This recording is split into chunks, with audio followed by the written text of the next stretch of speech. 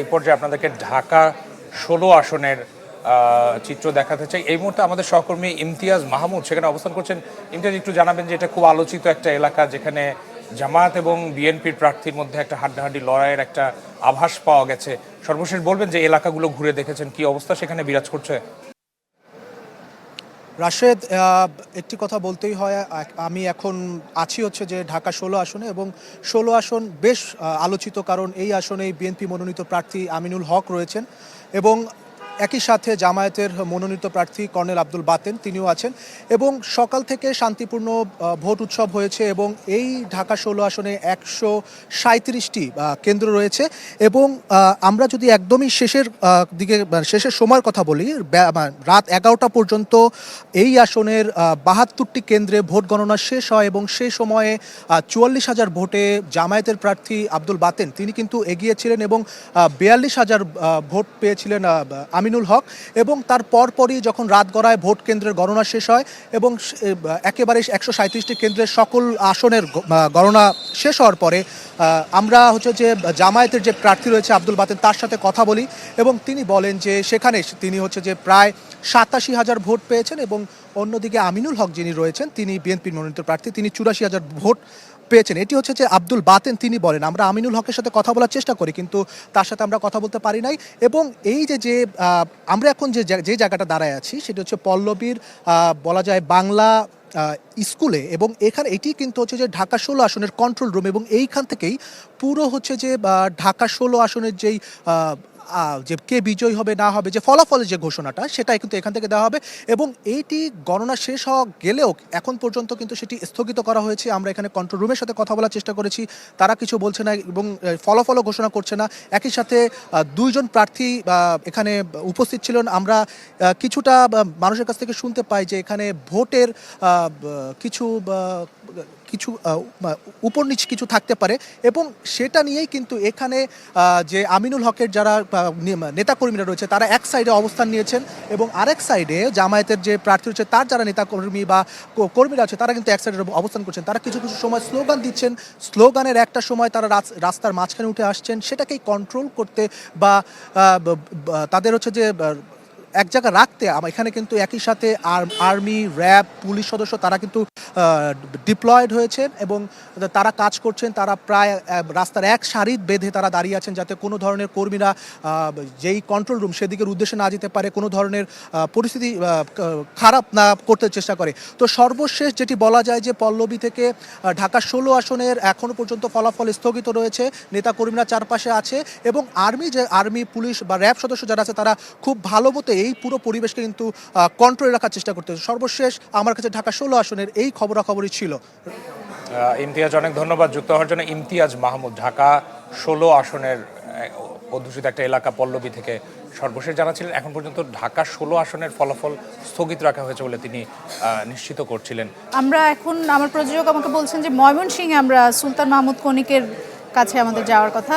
Conic, একটু জানান যে আপনি কোথায় আছেন এবং সবশেষ কটি আসনের ফলাফল এখন আপনার হাতে আছে? চায়ের কাপে সমাজ বদলের ঝর্ণা তুলে আগে গোছান নিজেকে। প্রিমিয়ার টাইটানিয়াম আলমিরা, গুছিয়ে ফেলুন জীবনটাকে। দুলা, ময়মনসিংহের যে সংসদীয় 11টি আসন রয়েছে সেই সংসদীয় 11টি আসনের মধ্যে আমার হাতে এই মুহূর্তে 10টি আসনের ফলাফল কিন্তু চলে এসেছে। অর্থাৎ বেসরকারিভাবে যে সমস্ত ফলাফল এরই মধ্যে জেলা রিটার্নিং কর্মকর্তার কার্যালয় থেকে প্রকাশ করা হয়েছে, সেই ফলাফলের দিকে আমার কাছে সেই তথ্যটি এসেছে। এবং এই মুহূর্তে জেলা প্রশাসক যিনি আছেন, জেলা রিটার্নিং কর্মকর্তা যিনি আছেন, তিনি একটি ব্রিফ করছেন এবং নির্বাচনের সার্বিক পরিস্থিতি নিয়ে তিনি সাংবাদিকদের সাথে কথা বলবেন।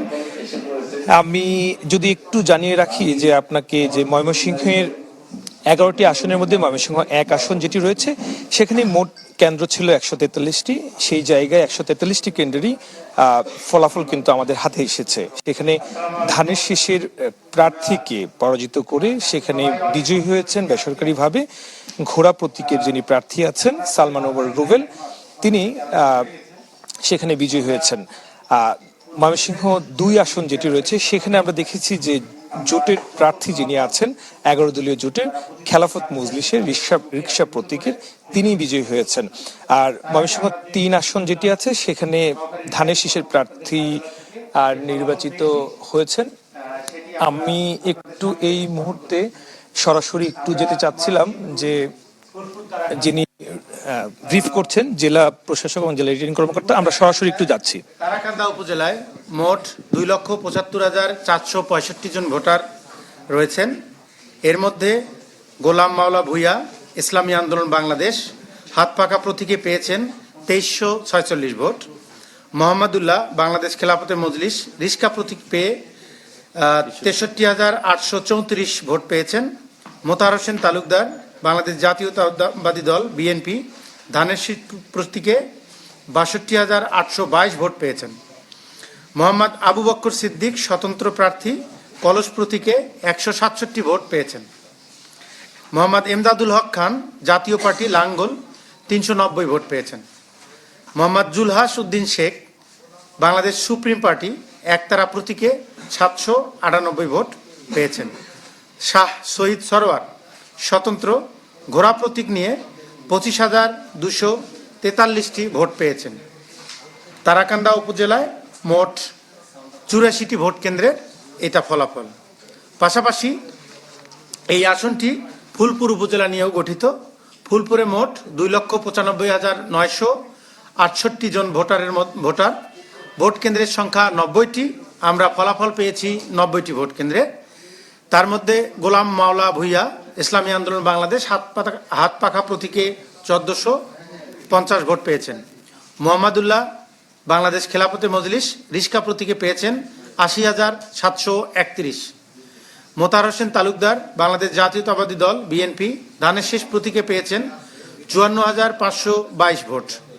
মোহাম্মদ আবু বক্কর সিদ্দিক স্বতন্ত্র প্রার্থী কলস প্রতীকে ভোট পেয়েছেন 320টি।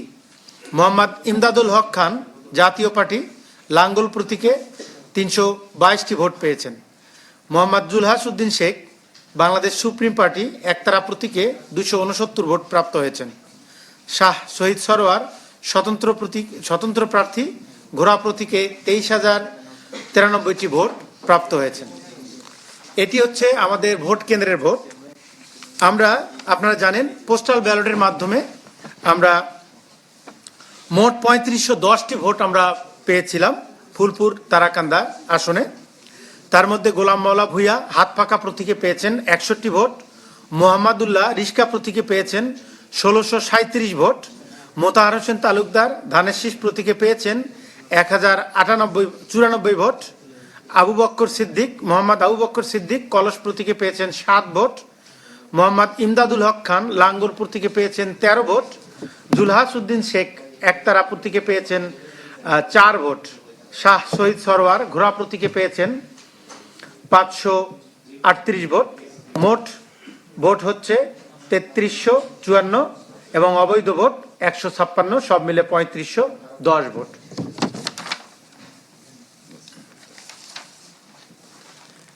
এরপরে আমাদের ময়মনসিংহ 3 গৌরীপুর আসন মোট ভোট কেন্দ্র 92টি। আমরা 92টির ফলাফল পেয়েছি। মোট ভোটারের সংখ্যা 2,95,661 জন। আহমদ তায়েবুর রহমান স্বতন্ত্র প্রার্থী ঘোড়া প্রতীকে পেয়েছেন 65,513 ভোট। একেএম আরিফুল হাসান বাংলাদেশের সমাজতান্ত্রিক দল মার্ক্সবাদী কাঁচি প্রতীকে পেয়েছেন 334 ভোট। এম ইকবাল হোসেন বাংলাদেশ জাতীয়তাবাদী দল বিএনপি ধানের শীষ প্রতীকে পেয়েছেন 74,478 ভোট। মোহাম্মদ আবু তাহের খান বাংলাদেশ নিজামে ইসলাম পার্টি বই প্রতীকে পেয়েছেন 25,233 ভোট। ইসলামী আন্দোলন বাংলাদেশ হতে মোহাম্মদ শরীফুল ইসলাম হাত পাকা প্রতীকে পেয়েছেন 2688 ভোট। এছাড়াও পোস্টাল ব্যালটের মাধ্যমে মোট 1943টি ভোট প্রাপ্ত হয়েছে। তার মধ্যে আহমদ তায়েবুর রহমান ঘোড়া প্রতীকে পেয়েছেন 482 ভোট। একেএম আরিফুল হাসান কাঁচি প্রতীকে পেয়েছেন 20 ভোট। এম ইকবাল হোসাইন ধানের শীষে পেয়েছেন 842 ভোট। মোহাম্মদ আবু তাহের খান বই প্রতীকে পেয়েছেন 473 ভোট। মোহাম্মদ শরীফুল ইসলাম হাত পাকা প্রতীকে পেয়েছেন 57 ভোট এবং অবৈধ ভোট 69টি।